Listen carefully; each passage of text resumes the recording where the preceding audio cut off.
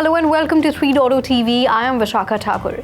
Metaplanet, also popular as Japan's MicroStrategy, announced a fresh purchase of 162 bitcoins for an investment value of $13.5 while buying the recent BTC dips. Now, the announcement sent the stock price 8% higher past 3,500 JPY levels on Wednesday's trading session. Furthermore, the company issued 2 billion JPY worth of bonds at 0% rate to fund additional BTC purchases. And as of March 12, 2025, Metaplanet holds a total of 3,050 Bitcoin acquired at a cumulative cost of roughly $253.7 million, with an average purchase price of $83,180 per Bitcoin. And now nearly 50% of its total BTC holdings have been purchased in 2025 so far only.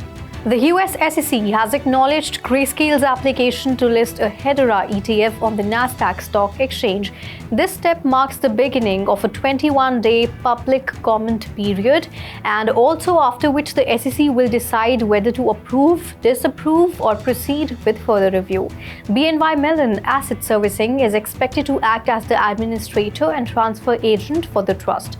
Now, other key players involved include Coinbase Custody Trust Company, which will serve as the custodian, and CSC Delaware Trust Company as the trustee. CBOE BZX Exchange has filed a proposal with the US SEC to amend the Fidelity Ethereum ETF. According to the filing, the move seeks to introduce ETH staking in the fund, allowing investors to reap additional rewards. So CBOE says the application for staking has statutory backing and will ultimately assist the trust to better track the returns associated with holding Ether. The SEC has 45 days to respond to the proposal, with enthusiasts saying that the new forward-thinking approach by the securities watchdog may result in an approval.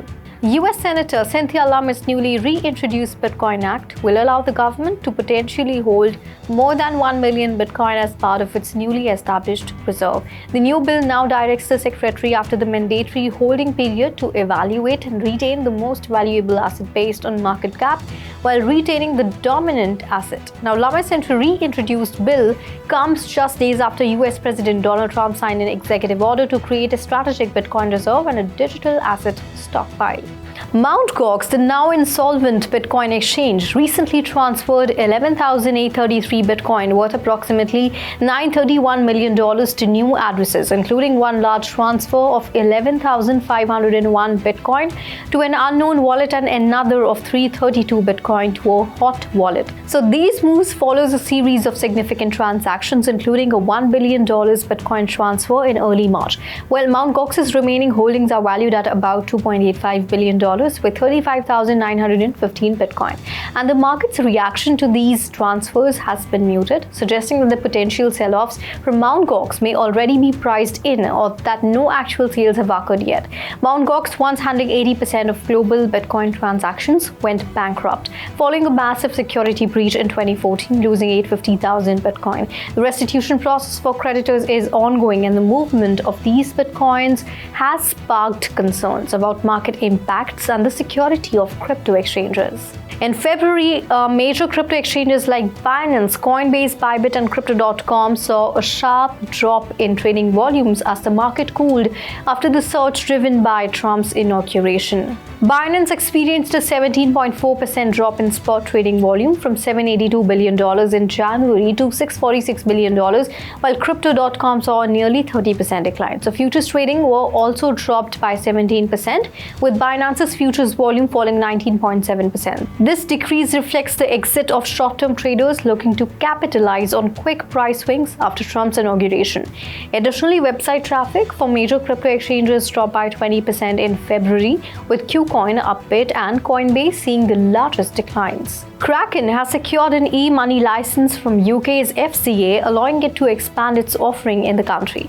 This follows years of regulatory challenges for the exchange, which has operated in the UK since 2019, and the new license enhances Kraken's ability to offer fiat and crypto on or off ramps to users. So Kraken's journey in the UK has included regulatory hurdles, including being labeled an unauthorized firm by the FCA in 2020, but it later registered as a crypto asset business in 2021. And Kraken has also adapted to shifting regulations, such as removing certain services and incentives. This license marks a significant milestone as the UK continues to develop new rules for the crypto industry. industry. The US House of Representatives voted 292-132 to overturn an IRS brokers and requiring them to collect taxpayer and transaction information, including from DeFi platform.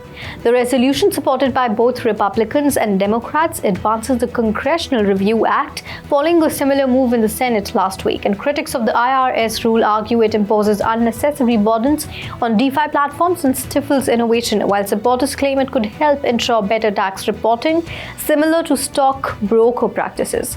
If President Trump signs the provision, the IRS will be barred from implementing a similar rules in the future. Cathie Wood's ARK Invest sold a total of 526,991 block shares worth about $29.1 million over the past 2 days as part of a portfolio rebalancing. The sales included 203,659 shares on Tuesday and 323,332 shares on Monday. Well, despite a 1% rise in block stock to $55.29 on Tuesday, the company has seen a 36% decline in its stock price year to date. And block, led by Jack Dorsey, operates businesses like Cash App, which enables Bitcoin transactions.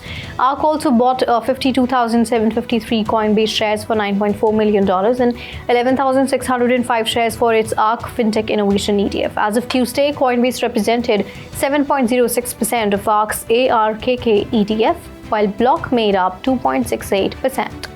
South Korea's FSC announced plans to issue comprehensive guidelines for institutional crypto investment further by the third quarter of 2025. And these guidelines will first cover non-profit organizations and crypto exchanges by April, followed by institutional investors. The move is part of South Korea's gradual shift to allow institutional crypto participation, reversing its previous stance and also crypto in traditional financial markets, including it in the financial markets. And the FSC aims to set standards for crypto trading, disclosure, and reporting while enhancing anti-money laundering and the cybersecurity efforts. And this decision aligns with South Korea's effort to boost its crypto market, with 15.6 million people, which is 30% of the population, already trading crypto. The FSC is also developing regulations focused on stablecoins and crypto business owners as part of its broader regulatory framework.